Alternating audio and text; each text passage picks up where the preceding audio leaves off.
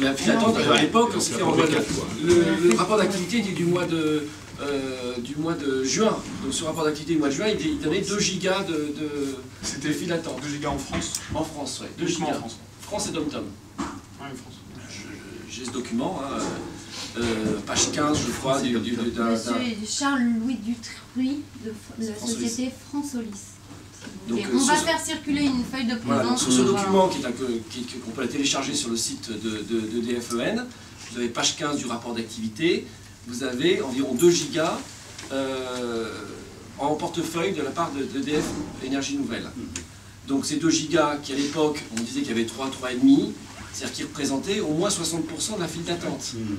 Et cette transparence sur la file d'attente, c'est quand même hallucinant qu'on ne peut pas savoir combien EDF a, quand on dit qu'on nous qualifie de vilains spéculateurs, mais le plus gros spéculateur, c'est EDF. C'est-à-dire qu'on est en train de dire, on met en avant toutes ces personnes qui sont lancées en photovoltaïque, en mettant des vilains spéculateurs, mais le plus gros et le plus important, c'est DFEN. Et ils ont beau dire, alors 500, 600, les chiffres changent toujours, mais en tout cas sur leur rapport d'activité, qui est un document officiel qu'on télécharge sur leur page 15, je crois, si mes souvenirs sont bons, il y a marqué 2 gigas.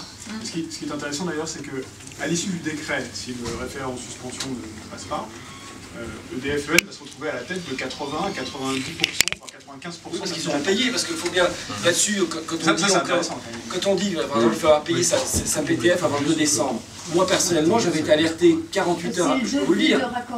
C'est le devis de raccordement établi par ERDF. C'est-à-dire que, de façon rétroactive, il fallait payer son devis de raccordement. Le devis de raccordement, on vit environ 3 mois à l'avoir. MKM me parlait d'un acompte, il faut payer un acompte. Voilà, c'est la même chose. Il y avait un acompte sur le matériel qui avait été mentionné, qui a été oublié. Voilà. Et en fait, maintenant, c'est même plus un acompte, c'est avoir signé son accord. C'est une notification. Il faut savoir quand même que moi, je ne suis pas un gros producteur, mais j'avais eu l'info 48 heures ou 72 heures avant, comme quoi, dans ce qui allait sortir, il fallait payer sa PTF. Je ne suis pas EDF, et je pense qu'EDF a dû avoir l'info depuis bien plus longtemps que moi. Bien sûr.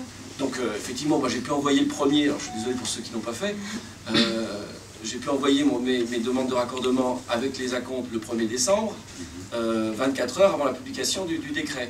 Mais je suppose que si moi j'avais eu cette info, EDF l'avait forcément, parce que c'est une info qui venait par recoupement par des gens d'EDF. Donc forcément, ils avaient l'info.